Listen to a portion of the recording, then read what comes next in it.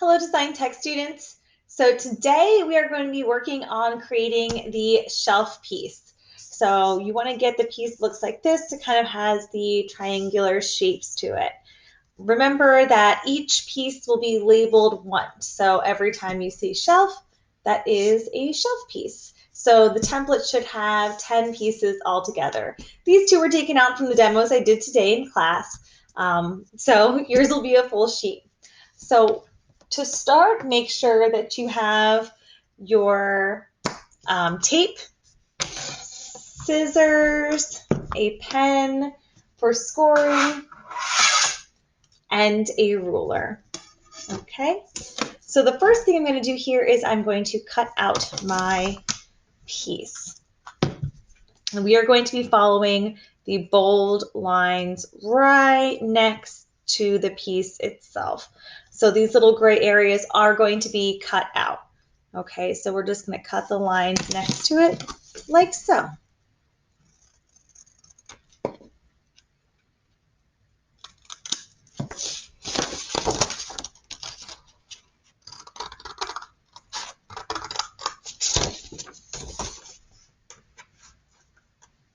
You see I'm cutting right next to it. We don't need those gray parts.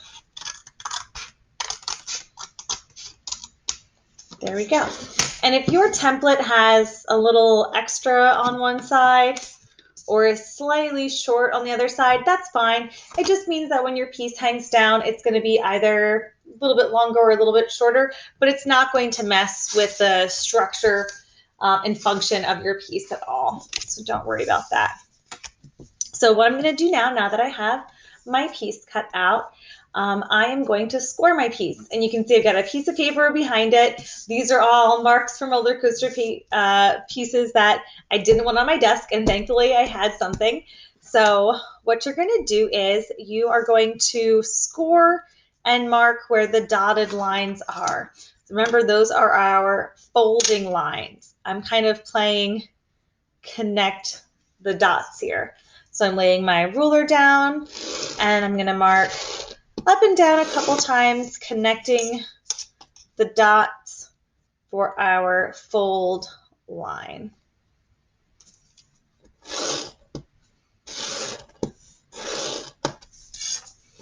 Okay, so you're able to feel the ridges on the other side. And then the last part is I'm going to connect this little piece here. That's going to be the fold for our tab. Okay, we've got everything scored. It looks like a little rocket ship. And now we're going to cut along these two bolded lines to create the flap.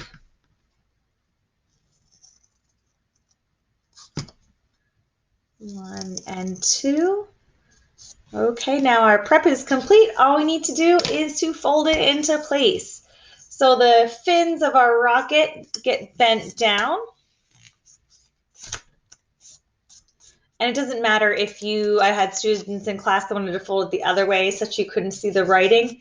Totally up to you, as long as it's shaped correctly. I'm going to do it this way so you can see the lines. So I'm going to fold that down. Okay, so it looks like this. And then I'm going to fold this tab up. So your completed piece, whether you're folding it that way and changing its students to the lines, or like this, should be shaped as so.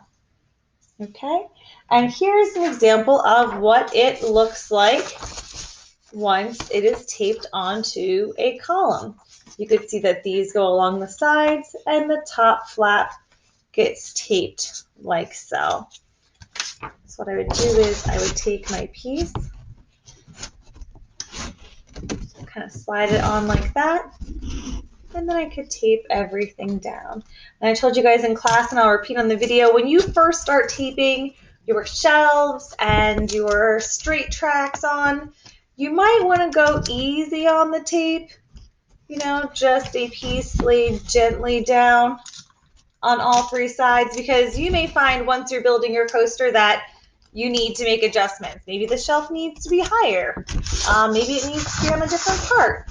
And, that's fine if that happens. That's part of the design cycle, right? Is making changes. So that might need to occur. And if so, you want to be able to remove it at least with some ease.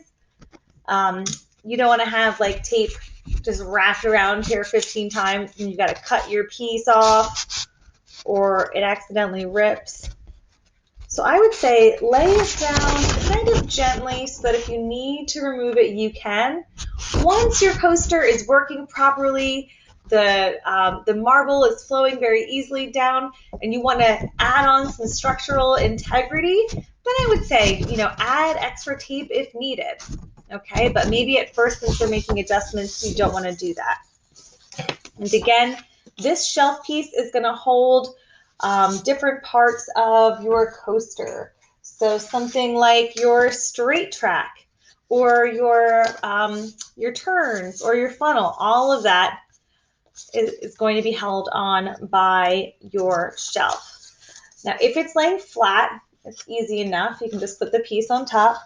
I suggest that if you're laying it on top, you create a little roll of tape, okay? Because that's an easy way to place it and then attach it. And then if you need to make adjustments, you can.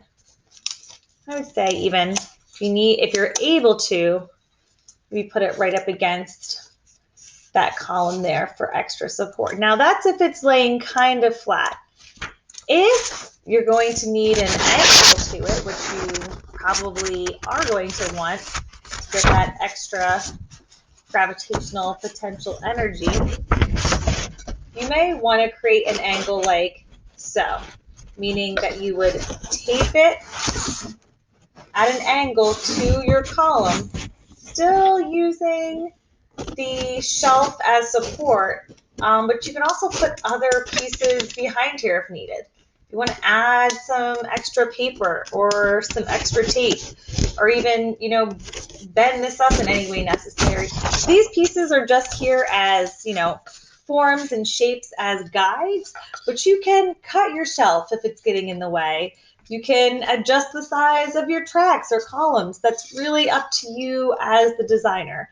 So that is how you make a shelf. Again, make adjustments as needed, whether it's the size of the shelf, the angle that you're putting your pieces at, and you should be good to go.